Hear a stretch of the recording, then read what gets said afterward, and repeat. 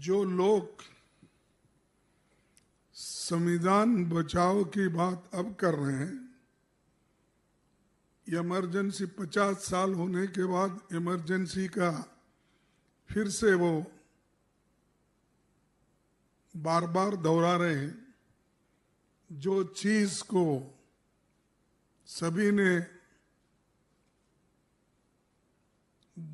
भूल दिया था और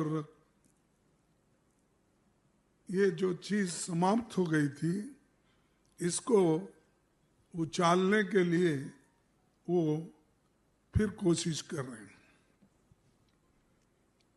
साथियों,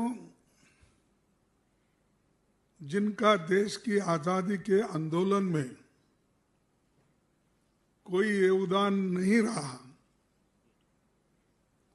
और जिनका संविधान निर्माण में कोई योगदान नहीं रहा, उनके कोई लोग इस संविधान को बनाने में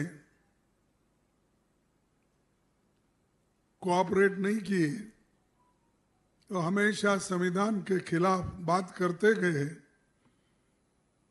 और जो संविधान बाबा साहब अम्बेडकर, पंडित जवाहरलाल नेहरू जी और सभी ने, कांग्रेस के नेताओं ने कॉन्स्टिट्यूएंट असेंबली में बहुत दिन तक बहस करके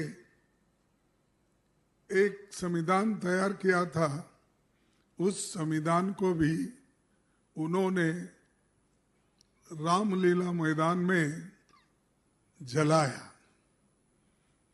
और उन्होंने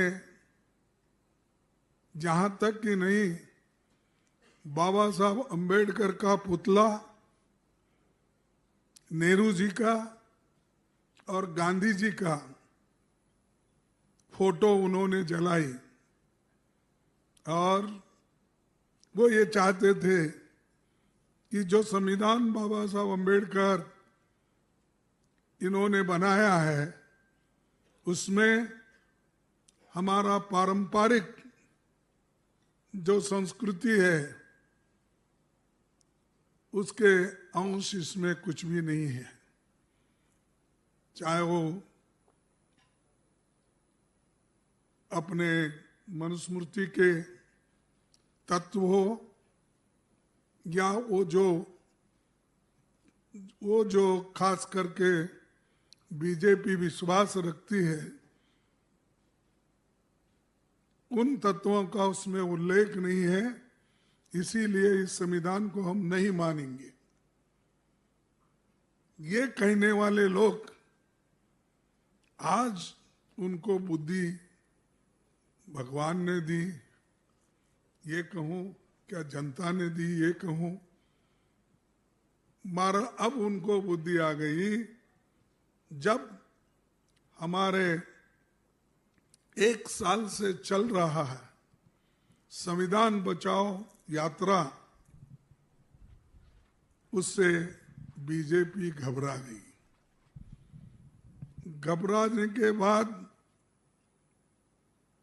ये जो पूरे देश में चला था, तो घबरा कर इन्होंने ये संविधान के खिलाफ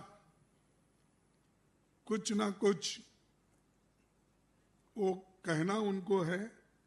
तो इसीलिए वो क्या कर रहे हैं कि 50 साल का इमरजेंसी की बात अब कर रहे हैं।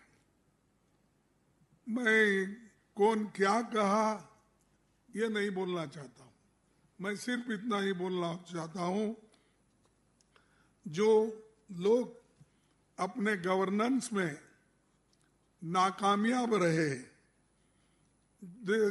कुछ नहीं कर सके, और उनकी विफलता इतनी है कि लोग आज इन्फ्लेशन के लिए पूछ रहे हैं कि भाई इतनी महंगाई बढ़ रही क्यों। उसका सवाल का उनके पास जवाब नहीं है। बेरोजगारी का नहीं है, भ्रष्टाचार का नहीं है, आर्थिक बदहाली जो हो गई, नोटबंदी जो हो गई, बाहर का काला धन लाने की जो बात हो गई, वो सब कहाँ है? और इनके जो फेल्यूअर्स है, झूठ जो बातें इन्होंने बार बार करते आए हैं, तो उस झूठ को छुपाने के लिए, अपने बातों को छुपाने के लिए वे आज ये नाटक रचे हैं।